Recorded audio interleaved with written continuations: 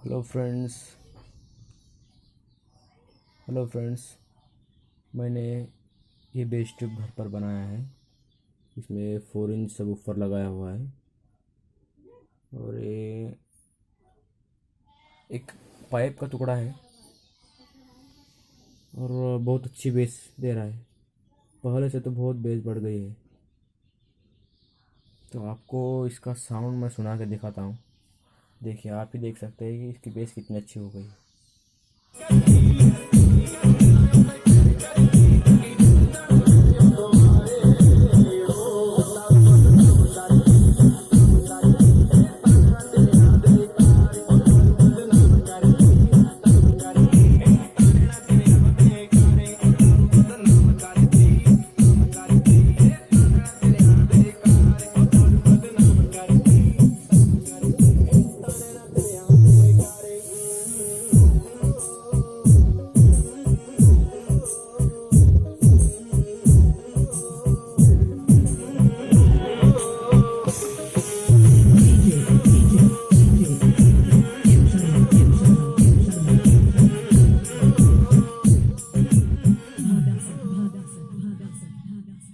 तो दोस्तों, आपने देखा कि इसका साउंड बहुत ही अच्छा आ रहा है।